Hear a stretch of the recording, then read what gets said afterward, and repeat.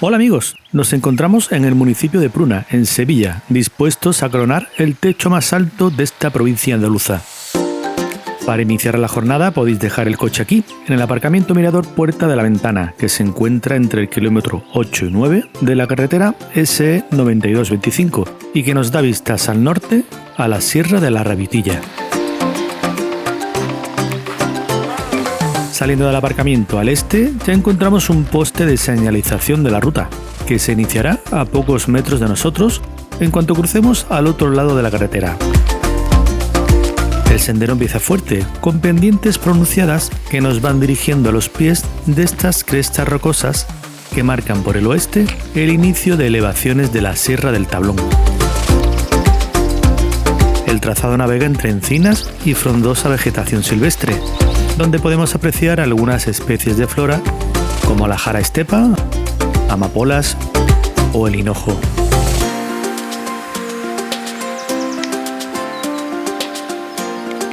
El exigente desnivel, acompañado de la presencia de tierra y algo de grava en el firme, hacen deslizantes algunos tramos que pisamos. Así que tomad precauciones en esta parte, ya que podéis llevaros algún que otro resbalón.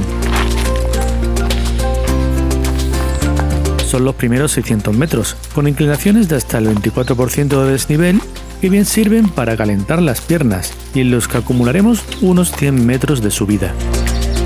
También es el único intervalo de esta ruta en la que disfrutaremos de la sombra de la arboleda, ya que después el dominio será de las retamas, palmitos, lentiscos y toda una variedad de matorral mediterráneo que nos acompañará hasta la cima.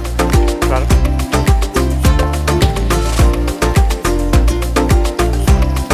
La ganancia de altura nos deja a la espalda vistas a la campiña sevillana y a la cuenca del río Guadaira.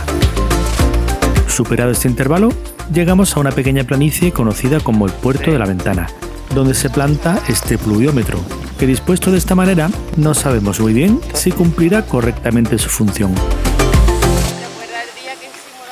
Seguidamente, el sendero continúa progresando por esta depresión, pero a escasos metros nos sorprende un rebaño de ovejas que se interpone en nuestro camino. Parecen tan felices en sus labores de ingesta que no queremos molestarlas. Además, sentimos un poco la presión del pastor al clavarnos la mirada desde lo alto de un cerro, vigilante a todos nuestros movimientos. En cualquier caso, decidimos alterar un poco el trazado para rodear a estos rumiantes y así evitar cualquier estampida. Además, el pequeño desvío al final nos lleva de igual forma al camino correcto, el cual vuelve a inclinarse de nuevo con exigencia, ganando más altura. Las ovejas no lo saben, pero en el mundo de los humanos este territorio fue zona fronteriza y de conflicto entre los reinos musulmanes y cristianos entre los siglos XII y XV. Prueba de ello son los castillos defensivos que levantaron los árabes en Pruna y en Olvera, este último situado ya en la provincia de Cádiz. Lo que hoy transitamos nosotros, en aquellos tiempos formaba parte de la denominada Banda Morisca, territorio que hacía frontera entre el reino nazarí de Granada con los últimos anexados a la corona de Castilla, como el de Sevilla, Jaén o Córdoba. Y damos fe que desde estas latitudes los espías de uno y otro bando podían obtener una vista general de cómo se la podían estar gastando los enemigos al sur de la banda. Porque lo que estamos remontando es la vertiente sur de la Sierra del Tablón, que se derrama hacia la parte meridional del territorio, que con más metros ganados de altura nos ofrece mejores panorámicas de los bastiones defensivos con las sierras de Grazalema, Harinas, Líjar y parte de la de Ronda como telón de fondo. Y bajo nuestros pies se dejan ver buenos cortijos que hoy aprovechan las bondades de esta tierra. Continuamos el trayecto por este flanco siguiendo el dibujo del firme pisado donde no faltan las indicaciones blancas y verdes de señalización del sendero. Un camino aquí carente de sombras y que puede hacerlo más duro si no vamos bien hidratados. El vértice geodésico del Terril ya se deja ver en la cima, lo que nos hace comprobar que todavía nos queda un buen trecho por recorrer, que por cierto, ahora asoma con vértigo a la caída mientras se va encajonando entre las ondulaciones del terreno.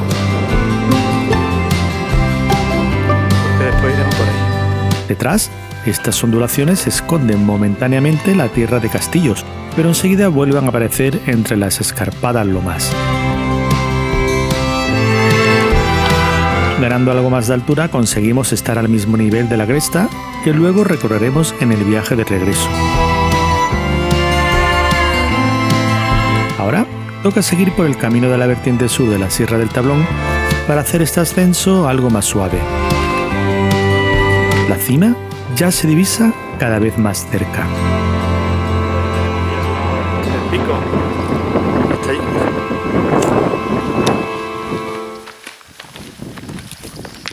Si el sol os castiga mucho, estas encinas dispersas os pueden venir bien para tomar aire y avituallaros antes de encarar el tramo final, que se las trae.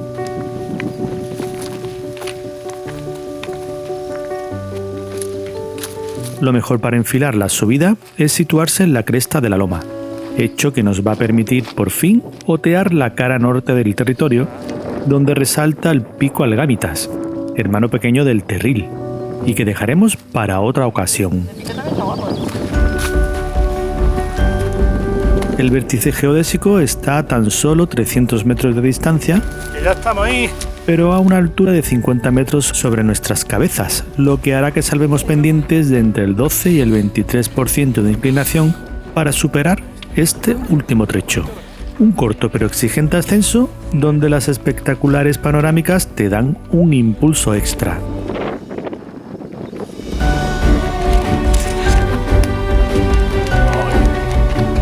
Desde aquí arriba, a unos 1127 metros de altura, ¡Qué mareo! podemos obtener unas vistas de 360 grados de todo el entorno que rodea a esta lengua de tierra elevada que es la Sierra del Tablón.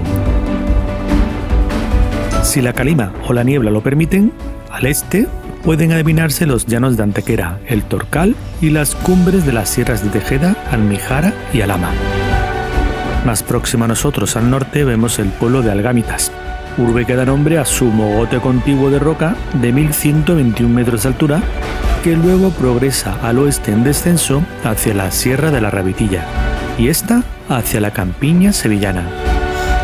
La serranía de Ronda y el torreón de Grazalema culminan la vista hacia el sur y también se adivina el Gastor protegido entre sus tajos.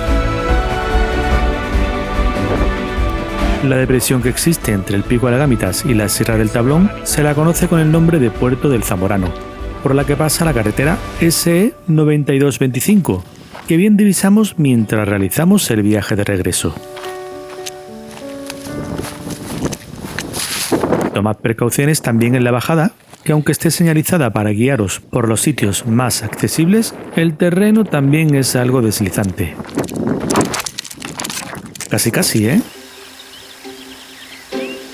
La intención es hacer la vuelta recorriendo la cresta de la sierra para descubrir otra perspectiva del entorno.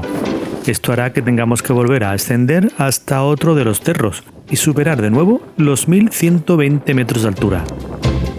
Los buitres que deambulan por el lugar nos echan el ojo por si acaso, pero bueno, no les vamos a dar el gusto.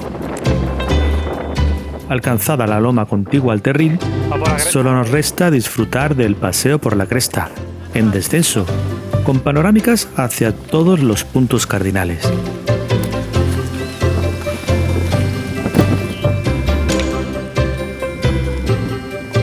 Desde aquí se abre un mejor ventanal al oeste, donde se aprecian las sierras de las Arinas, Líjar, Montellano y Esparteros.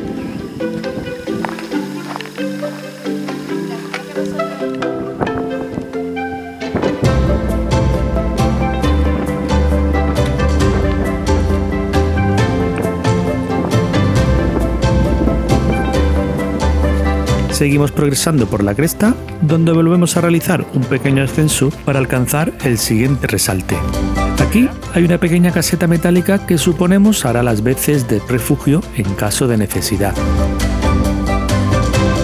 Y echamos la vista atrás para ir despidiéndonos de la cima del Terril, que pronto dejará de estar visible.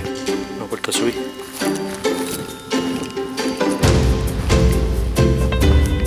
Lo que sí está al alcance de nuestra mirada es el aparcamiento mirador Puerta de la Ventana, punto y final de la jornada.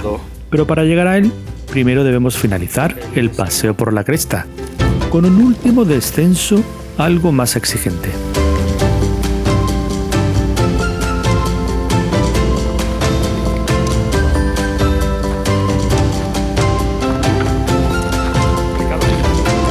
Este tramo desemboca en el pluviómetro y ya lo que nos resta es deshacer el camino conocido, aunque en esta ocasión, llegando a los farallones rocosos de inicio, nos sorprende la cercanía de algunos buitres, hecho que no dudamos en capturar.